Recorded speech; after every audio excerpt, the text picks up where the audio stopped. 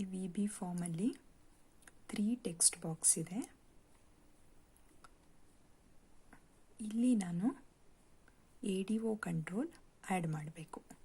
Procedure method ಏನು, project, ಕಾಂಪೊನೆಂಟ್ಸ್ಗೆ ಹೋಗಬೇಕು. ಕಾಂಪೊನೆಂಟ್ಸಲ್ಲಿ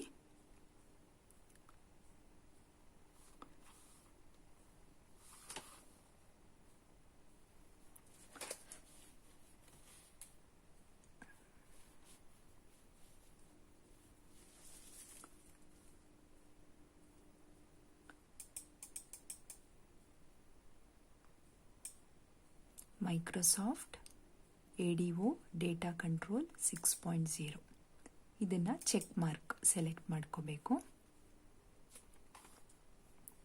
next apply, close. ಈ ಪ್ರೊಸೀಜರ್ ಫಾಲೋ ಮಾಡಿದ್ರೆ ನಿಮಗೆ ಇಲ್ಲಿ ಕಾಣಿಸ್ತಾ ಇದೆ ನೋಡಿ, ಇಲ್ಲಿ ಒಂದು ಮಾರ್ಕು ADODC ಅಂತ ಬಂದಿರುತ್ತೆ. ಇದನ್ನು ಜಸ್ಟ್ ಇಲ್ಲಿ ನೀವು ಡ್ರ್ಯಾಗ್ ಮಾಡ್ಕೋಬೇಕು. ಇದು ADO ಕಂಟ್ರೋಲ್. ಪ್ರೀವಿಯಸ್ ವಿಡಿಯೋದಲ್ಲಿ ಡೆಫಿನಿಷನ್ ನೋಡಿದ್ರಿ. ADO ಕಂಟ್ರೋಲ್ ನಿಮ್ಮ ಲ್ಯಾಬ್ ಪ್ರೋಗ್ರಾಮ್ಗೂ ಹೀಗೆ ಮಾಡ್ತೀರಾ ನೀವು. ನೆಕ್ಸ್ಟು ಇಲ್ಲಿ ಪ್ರಾಪರ್ಟೀಸ್ಗೆ ಬರೋಣ. ಕನೆಕ್ಷನ್ ಸ್ಟ್ರಿಂಗ್ ಕ್ಲಿಕ್ ಮಾಡಿದಾಗ ಈ box property pages box open ಆಗುತ್ತೆ.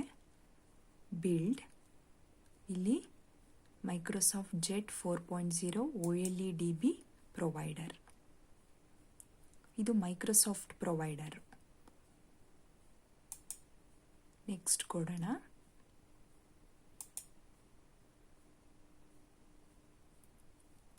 Click on this path.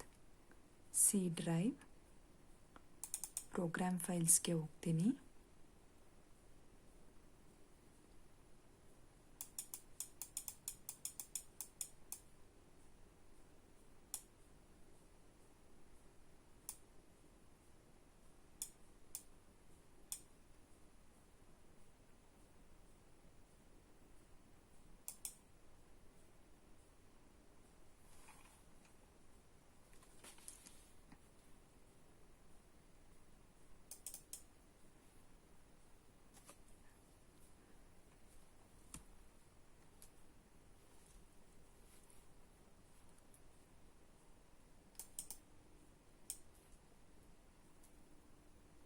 Program files x86ನಲ್ಲಿ ಮೈಕ್ರೋಸಾಫ್ಟ್ ವಿಷುವಲ್ ಸ್ಟುಡಿಯೋ ತಗೊಳ್ತೀನಿ.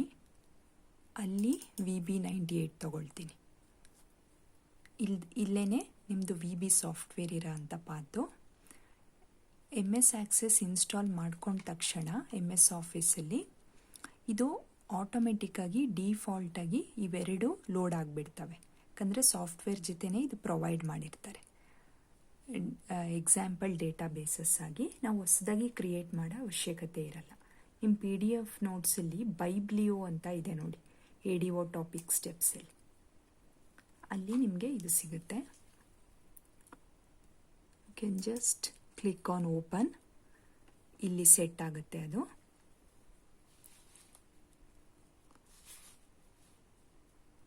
ಟೆಸ್ಟ್ ಕನೆಕ್ಷನ್ ಅಂತ ಕೊಟ್ಟರೆ ಟೆಸ್ಟ್ ಕನೆಕ್ಷನ್ ಸಕ್ಸೀಡೆಡ್ ಅಂತ ಬರುತ್ತೆ. ಓಕೆ ಓಕೆ ಅಂತ ಕೊಡಿ. Apply, okay. ಇದು ಇಷ್ಟು ಕನೆಕ್ಷನ್ ಸ್ಟ್ರಿಂಗ್ ಮಾಡಿಕೊಂಡೆ. ನೆಕ್ಸ್ಟು ಇಲ್ಲಿಗೆ ಬಂದರೆ ರೆಕಾರ್ಡ್ ಸೋರ್ಸ್ ಕ್ಲಿಕ್ ಮಾಡಿದ್ರೆ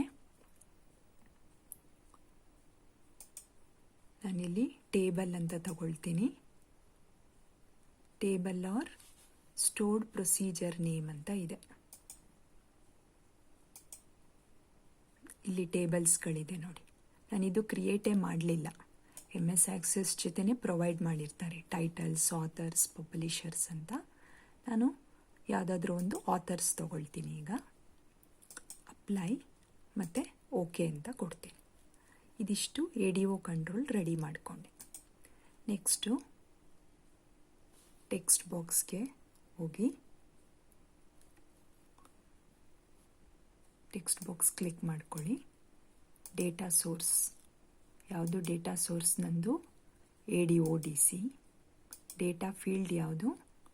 ಅಲ್ಲಿರುತ್ತೆ. ನಾನು ಯಾವುದು ಟೇಬಲ್ ನೇಮ್ ಚೂಸ್ ಮಾಡ್ಕೊಂಡಿದ್ದು ಅಷ್ಟೊಂದಿತ್ತು ಅಲ್ಲಿ. ಆಥರ್ಸ್, ಟೀಚರ್ಸ್ ಅಂತೆಲ್ಲ ಇತ್ತು. ನಾನು ಆಥರ್ಸ್ ಚೂಸ್ ಮಾಡಿಕೊಂಡೆ. ಆಥರ್ ID ತಗೊಳ್ತೀನಿ first field. Second text box click ಮಾಡ್ತೀನಿ. Data source, again ADO control ಹಾಕ್ತೀನಿ. Data field author. Third text box choose ಮಾಡ್ತೀನಿ. Data source ADODC1. Data field year born. Author details ಇದನ್ನು ಕೊಡ್ತೀನಿ. So ಈಗಿಷ್ಟು ಕೊಂಡು ready ಮಾಡಿಕೊಂಡೆ. Run ಮಾಡಿದ್ರೆ ನೋಡಿ, ಇಲ್ಲಿ first field author details display ಆಗ್ತಿದೆ.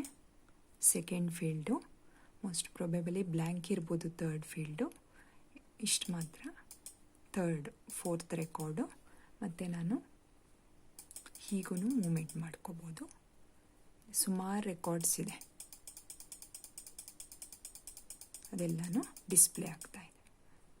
ಈ ಸ್ಟೆಪ್ಸ್ನ ನೀವು ADO ಕಂಟ್ರೋಲ್ಗೆ ಬರೀತೀರ. ಎಲ್ಲಿಂದ ತಗೊಂಡೆ ನಾನದು ಔಟ್ಪುಟ್ಟು?